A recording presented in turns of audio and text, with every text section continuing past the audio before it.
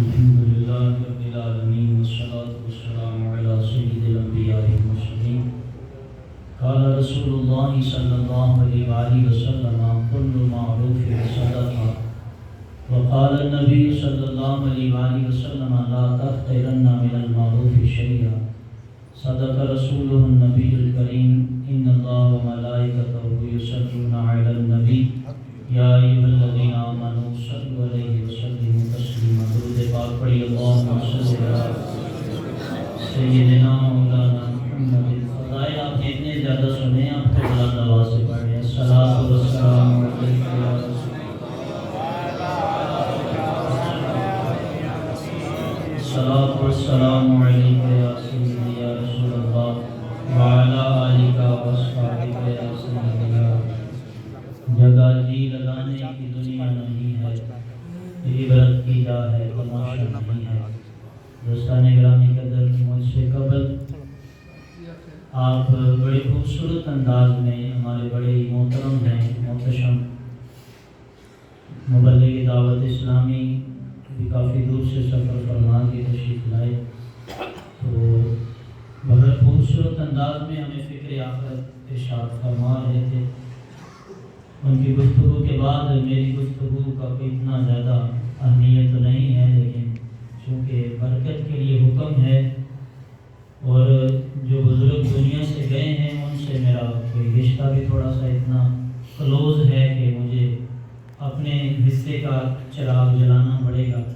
برادر ذی قدر ہمارے بڑے ہی پیارے بھائی ہیں، حضرت حسین بھٹی صاحب، یاور بھائی، خاور بھائی، بھاور بھائی اور دیگر تمام اہل خانہ، آپ سے میں تعزیت کا اظہار کرتا ہوں. اللہ تبارک و تعالی ہمارے بزرگوں کے درجات کو بلند فرمائے اور آپ سب کو اللہ صبر کی توفیق عطا فرمائے.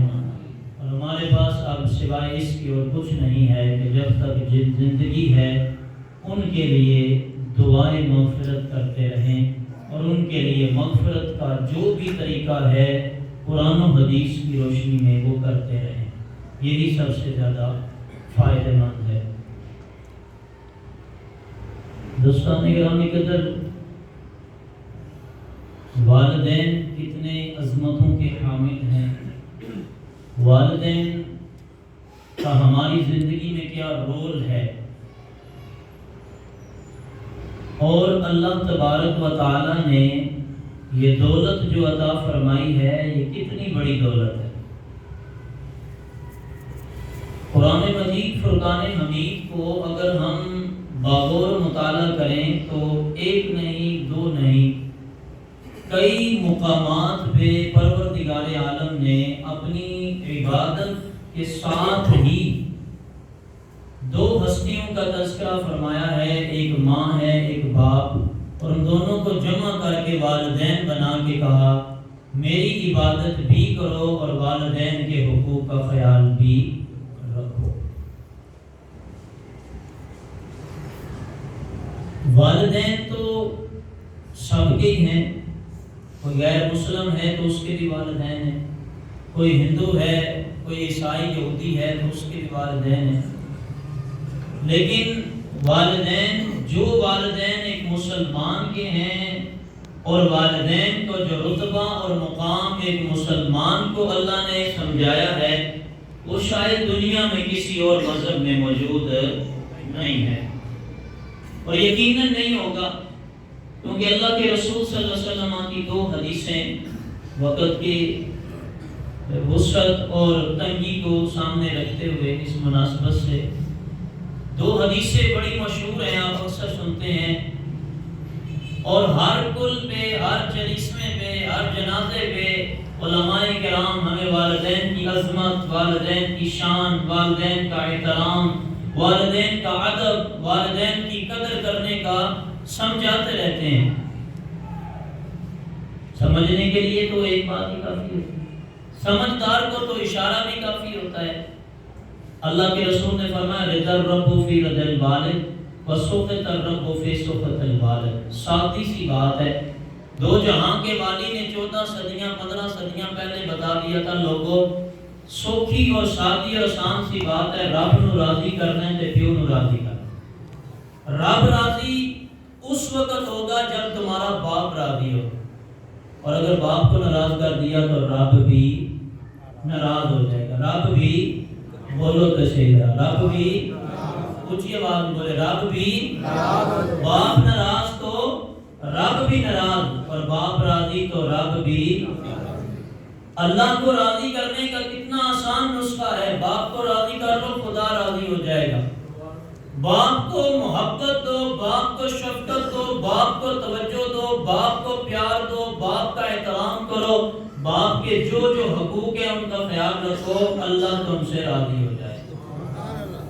نماز اپنی جگہ پر حق ہے، روزہ اپنی جگہ پر حق ہے، حج اپنی جگہ ہے، زکوٰۃ اپنی جگہ ہے، فرائض اپنی جگہ ہیں، لیکن اگر بیٹا نمازی ہو، باپ کا احترام نہ کرتا ہو، نماز اس کو کبھی نہیں بچائے گی۔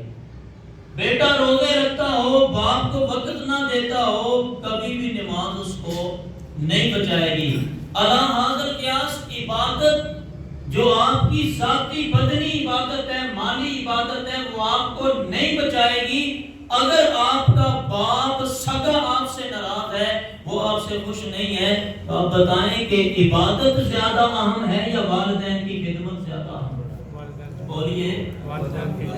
آپ کہیں گے اس کی دلیل جہاد بھی عبادت ہے، پلر آف اسلام ہے، اسلام کا ایک رکن ہے، یہ الگ بات ہے، اس کو نصاب سے نکال دیا گیا ہے۔ جہاد اہم ہے۔ حضور کی بارگاہ میں ایک صحابی حضرت ہیں، یا رسول اللہ جہاد کرنا چاہتا ہوں۔ فرمایا تیری ماں زندہ ہے؟ جی یا رسول اللہ۔ فرمایا جب ماں کی خدمت کر، یہی تیرا جہاد۔ اب افضل ماں کی خدمت ہے یا جہاد ہے؟ کیا ملا اس حدیث سے؟ افضل ماں کی خدمت ہے یا جہاد ہے؟ ماں کی خدمت افضل ہے۔ تو اللہ کے رسول صلی اللہ علیہ وآلہ وسلم نے بتایا کہ الجنت تحت اقدام امہات المومنین، جنت ماں کے قدموں تلے ہے۔ ایک کی رضامندی کو رب کی رضامندی ہوگی، اور ایک کے قدموں سے جڑ جاؤ تو رب کی جنت بھی مل جائے۔ سارا نظام تو ادھر ہی سیٹ ہو جاتا ہے، زیادہ مشقت کرنے کی ضرورت ہی نہیں ہے۔ باپ کو راضی کرو، رب راضی ہے، ماں کے قدموں کو بوسا تو جنت مل جائے۔ اب یہ تو ہمیں دیکھنا ہے نا، ہم کیا کرتے ہیں۔ ہم میں سے کتنے خوش نصیب ہیں جو یہ سعادت لیتے ہیں۔ اب بہت سے لوگ ہیں، اب آپ کے سامنے کون سی خبر پوشیدہ ہے؟ انٹرنیٹ کا دور ہے، 10,000 روپے کے پیچھے باپ کو قتل کر دیتے ہیں بیٹے، زمین میں حصہ نہیں دیا تو باپ سے رشتہ ختم، مرضی کا شادی نہیں کروائی تو باپ سے تعلق کوئی نہیں، کسی دوسرے بیٹے کو پیار زیادہ دے دیا تو باپ سے نفرت شروع ہو جاتی ہے۔ وہ باپ جس نے آپ کو بچپن سے پالا پوسا بڑا کیا، آپ کی مشقتیں تکلیفیں سب کچھ برداشت کیا، آپ کے لیے ریڑھی لگاتا، دیہڑی لگاتا، پسینے سے شرابور ہوتا، ہر قسم کی مشقت کرتا، خود بھوکا رہتا، اپنے بیٹے کے منہ میں نوالا ڈالتا۔ آج تیری شادی پسند کی نہیں کی تو باپ تیرا دشمن ہو گیا ہے۔ آج تجھے ایک ٹکڑا زمین کا نہیں دے سکا تو باپ تیرا دشمن ہو گیا ہے۔ آج کسی تیرے بھائی سے باپ نے بظاہر جو تجھے لگا تیری غلط فہمی ہے، حالانکہ ماں باپ کبھی بھی کسی کو نویکلا نہیں کرتے ہیں، سب سے برابر محبت اور پیار فرماتے ہیں۔ آج ماں باپ نے تھوڑا سا پیار تیری آنکھوں کے حساب سے کیا تو باپ تیرا دشمن ہو گیا۔ نہ میرے بھائی، یہ چیزیں اپنے اندر سے نکال دو۔ تم نے محبت کرنی ہے، تم نے باپ کی خدمت کرنی ہے، اس لیے کہ میری آخرت درست ہو جائے، میری بخشش کا سامان ہو جائے۔ دوستان گرامی قدر، عظمت والدین کیا میں بیان کروں، حدیثوں کی انبار ہیں، قرآن کی آیات ہیں، اشاروں میں کافی ہے۔ میرا اتنا ہی کہنا ہے، جن کو اللہ نے والدین کی دولت سے نوازا ہے ان کی قدر کرو، جن کے والدین دنیا سے چلے گئے ان کی بخشش کی دعا کرو، قبر پہ جا کے حاضری دیا کرو۔ اللہ کے رسول صلی اللہ علیہ وسلم نے ارشاد فرمایا، جو بیٹا یا بیٹی اپنے والد کی قبر پہ، ماں یا باپ دونوں کی قبر پہ جا کے سگا حقیقی بیٹا 11 مرتبہ سورۃ اخلاص کی تلاوت کرتا ہے اور پھر اپنے والدین کے لیے دعا کرتا ہے، میرا رب دعا مانگنے والے کی بھی بخشش کر دیتا ہے، جس کے لیے مانگتا ہے اس کی بھی بخشش۔ مشکل کوئی اوکھا سودا ہے؟ کوئی مشکل سودا ہے؟ میں نے تو نہیں کہا جا کے سورۃ یاسین پڑھے، میں نے یہ تو نہیں کہا پورا سپارہ پڑھے۔ 11 مرتبہ سورۃ اخلاص کل شریف ہر بندے کو آتی ہے، 11 مرتبہ پڑھو، اپنے لیے بھی دعا مانگو، اپنے والد کے لیے بھی دعا مانگو۔ میرے رسول فرماتے ہیں اللہ دونوں کی بخشش فرمائے۔ سبحان اللہ۔ والدین دنیا پہ بھی رحمت ہے اور دنیا سے جانے کے بعد بھی مت سوچو کہ میرا باپ دنیا سے چلا گیا، میری ماں دنیا سے چلی گئی، اب رشتے ختم نہیں۔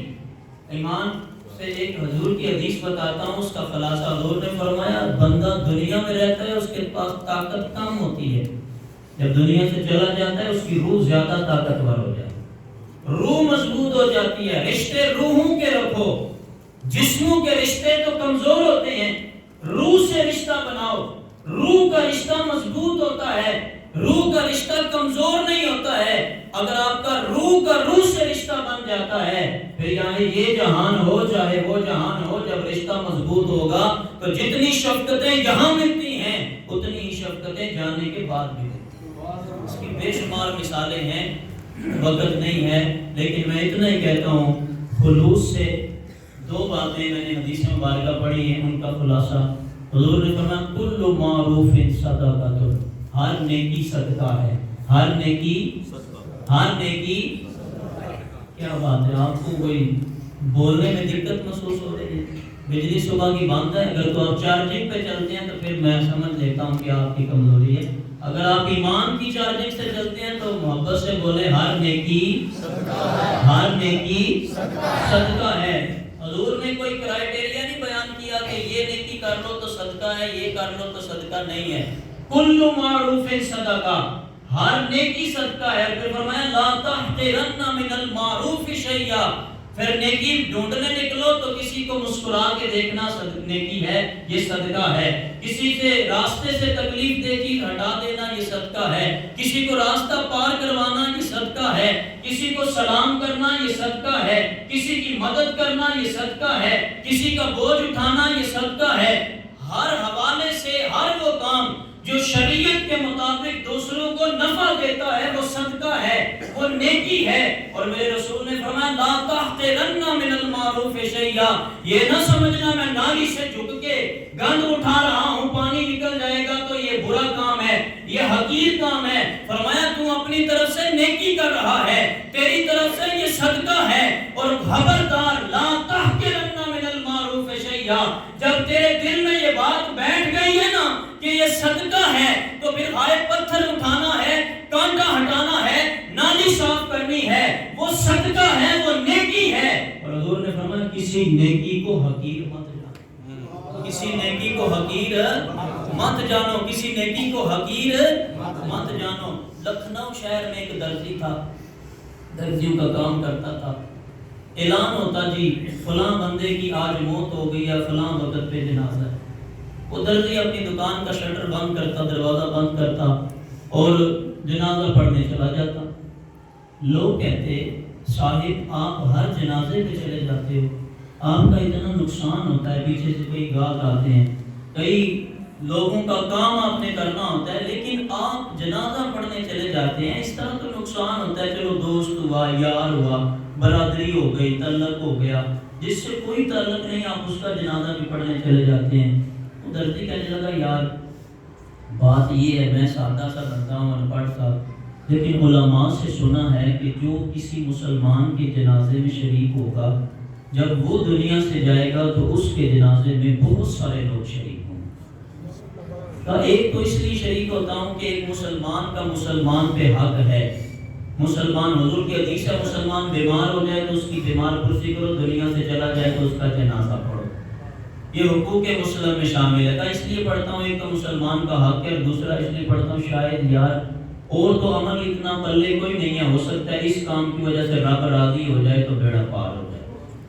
وقت گزرتا گیا، 1902 کا سال ہے اور صبح مسجد سے اعلان ہوتا ہے، ہندوستان کے بہت بڑے عالم دین حضرت مولانا عبدالحی لکھنوی کا وصال ہو جاتا ہے۔ اخبار پہ خبر چھپ جاتی ہے، ریڈیو پہ اعلان ہو جاتا ہے، مسجدوں میں اعلان ہوتا ہے، مولانا عبدالحی کا جنازہ پیش کیا گیا، لاکھوں کی تعداد میں لوگ شامل ہوئے، علماء بھی تھے، صلحاء بھی تھے، حفاظ بھی تھے، حافظ قرآن بھی تھے، اور بڑے بڑے اہل علم دانشمند بزرگ لوگ، لاکھوں کا مجمع تھا۔ آپ کا جنازہ ہو گیا، بہت سے لوگ زیادہ تعداد کی وجہ سے جنازہ پڑھ بھی نہ سکے، جنازے سے رہ گئے۔ جب آپ کا جنازہ پڑھا جا چکا تو جنازے گاہ میں میدان میں اعلان ہوا کہ کوئی مسلمان یہاں سے نہ جائے۔ اسی دوران ایک جنازے گاہ میں داخل ہوا، اعلان ہوا ایک عاجز مسلمان کا جنازہ بھی پڑھ کے جائے۔ وہ جنازہ پتہ ہے کس کا تھا؟ وہ جنازہ اس درزی کا تھا، جنازہ اس درزی کا تھا، اور اس درزی کا جنازہ پڑھا گیا۔ اب وہ لوگ جو جنازے سے رہ گئے تھے وہ بھی اس جنازے میں شامل ہوئے۔ اس سے ثابت ہوا کہ اس کا جنازہ مولانا عبدالحی کے جنازے سے بھی زیادہ ہو گیا، کیونکہ جو رہ گئے تھے وہ بھی شامل ہو گئے۔ بزرگ فرماتے ہیں سچ ہے کہ پروردگار کی رضا کے لیے کیا گیا کوئی بھی عمل ہو خلوص کے ساتھ، میرا رب کبھی بھی تمہارے خلوص کو ضائع نہیں ہونے دیتا۔ اللہ نے اس کی لاج رکھی، اللہ نے اس کے جنازے میں لاکھوں لوگوں کا ہجوم بھیج دیا۔ تو دوستان گرامی قدر، نیکی جو بھی کریں خلوص سے کریں۔ یہ دنیا، ایک دوسری بات کہ دنیا سے محبت نہ کرو۔ بیلول تنا کا سنا ہوگا آپ نے تذکرہ۔ بیلول ایک بزرگ گزرا ہے، بڑا دیوانہ تھا۔ ایک دن جناب بیلول قبرستان میں گئے، گڑھا کھودا، قبر کھودی، اس کے اندر چلے۔ بادشاہ کے سپاہیوں نے دیکھا، بادشاہ کو جا کے پتا تھا بادشاہ یہ دیوانہ تو آج قبر میں گھس گیا ہے، پتہ نہیں کیا کرے گا۔ بادشاہ نے سپاہی کو بھیجا، جاؤ اس کو لے کے آؤ۔ بیلول قبر میں لیٹے، آنکھیں بند کی، سو گئے۔ بادشاہ کے سپاہی آئے، آ کے جگایا، کہا بیلول اٹھ، یہ کیا کر رہا ہے؟ تجھے بادشاہ بلا رہا ہے۔ آپ نہیں اٹھے۔ پھر کہا دوبارہ، اگر تم نہیں اٹھو گے تو تمہیں زبردستی لے جائیں گے۔ زبردستی اٹھا کے لے کے گئے، بادشاہ کے دربار میں گئے۔ بادشاہ نے مسکرا کے کہا بیلول دیوانے سنا، کہاں تھا، کیا کر رہا تھا؟ حضرت بیلول کہنے لگے بادشاہ میں بڑے آرام سے لیٹا ہوا تھا، سو رہا تھا، خواب دیکھ رہا تھا، اور بڑا پیارا خواب دیکھ رہا تھا، اور خواب میں بادشاہ بنا ہوا تھا، اور میری بہت بڑی سلطنت تھی اور بہت بڑی بادشاہ تھی۔ بادشاہ تنزیہ کہنے لگا بیلول کیا باتیں کرتا ہے، بھلا خوابوں کی بھی کوئی بادشاہت ہوتی ہے؟ خواب کی بادشاہت کیا بادشاہت ہوتی ہے؟ تو بیلول نے کہا بادشاہ حقیقت میں جو تیری بادشاہت ہے وہ خواب کی بادشاہت ہے، میری بادشاہت خوابوں کی نہیں ہے۔ تو مرے گا، تیری آنکھیں بند ہوں گی، تیری بادشاہت ختم ہو جائے گی۔ یہ بادشاہت دولت کی ہے، طاقت کی ہے، شہرت کی ہے، پیسے کی ہے۔ یہ بادشاہت تیری آنکھیں بند ہوں گی، تیری بادشاہت یہاں ختم ہو جائے گی، اور جب میری آنکھیں بند ہوگی تو آگے میری بادشاہت شروع ہو جائے گی، میری بادشاہت شروع ہو جائے گی۔ تو اس لیے فرمایا دنیا سے پیار نہ کرو۔ حضور نے فرمایا قل متاع الدنیا الا غرور، دنیا کا یہ جتنا سامان ہے یہ دھوکہ ہے، یہ فریب ہے، یہ صرف اور صرف آنکھوں کی چمک ہے۔ اصل جو مال اور سلطنت ہے وہ آخرت کی ہے۔ تو نیکی کرو تاکہ آخرت میں بادشاہت نصیب ہو، آخرت میں کامیابی ملے۔ وہاں کی بادشاہت لینے کی کوشش کرو، یہاں کی بادشاہت دو جگہ جی لگانے کی دنیا نہیں ہے، یہ عبرت کی جا ہے، تماشا نہیں ہے۔ بہادر شاہ ظفر کو بھی کسی نے سمجھ دیر سے آئی تھی، پھر اس نے کہا تو عمر دراز مانگ کر لائے تھے 4 دن، جب سب کچھ لٹ گیا، بادشاہ ختم ہو گئی، دیار غیر میں گھسیٹ کے لے گئے، ماں کہاں ہے، بیٹا کہاں ہے؟ وہاں پھر انگریزوں کے قبضے میں بہادر شاہ ظفر نے کہا عمر دراز مانگ کر لائے تھے 4 دن، 2 آرزو میں کٹ گئے 2 انتظار میں، کتنا ہے بد نصیب ظفر دفن کے لیے 2 گز زمین بھی نہ ملی ہوئے یار میں۔ تو دوستان گرامی قدر، نیکی کریں، ابھی وقت ہے، نیکیاں کمائیں۔ جب وقت ختم ہو گیا تو پھر آپ تو نیکی نہیں کریں گے، پھر دعا کریں آپ کے لیے کوئی ایسا ہو جو پیچھے سے نیکی کر سکے۔ اللہ تعالیٰ بھائی یاور صاحب، طلعت صاحب، ان کے والد گرامی کے درجات کو بلند فرمائے۔ میں کسی مصروفیت کی وجہ سے بس جنازہ اور اس طرح کی کوئی مصروفیت تھی تو جنازہ پہ حاضر نہیں ہو سکا، پھر جمعہ والے دن پول تھا، اس لیے بھی میں نے ویسے ہی ارادہ بنایا ہوا تھا کہ جمعرات کو حاضر ہوں گا فاتحہ شریف کے لیے، اور آج جو باور بھائی کی کال آئی کہ آپ تشریف لائیں، میں وعدے کے مطابق تشریف لے آیا۔ 3 بجے دعا کا حکم تھا، 3 پورے بج گئے ہیں۔ جو باتیں ہوئیں مجھ سے قبل ہمارے یہ برادر محترم ہیں، یہ پچھلے سال ہمارے پاس تشریف لے کے گئے تھے مدنی قافلہ میں دولت نگر میں، بڑی محبتیں شفقتیں انہوں نے پیش فرمائی تھی۔ اللہ تعالیٰ ان کے علم میں برکت فرمائے، عمل کی مزید رونقیں عطا فرمائے، اور اللہ ان کے صدقے ہم سب کی بھی عمل کی، علم کی کوشش عطا فرمائے۔ دعا ہے اللہ تبارک و تعالیٰ جو کچھ بیان ہوا اگر کچھ زبان کی تیزی سے غلط لفظ ادا ہوا پروردگار عالم تیرے گھر میں بیٹھ کے معافی مانگتا ہوں مالک معافی عطا فرما۔ اگر کوئی بات اپنے دل سے کرنے کی کوشش ہوئی ہے تو اس کے صدقے میرے سمیت میرے ان سب بھائیوں کو بھی عمل کی توفیق عطا فرما۔ باقی دعوانا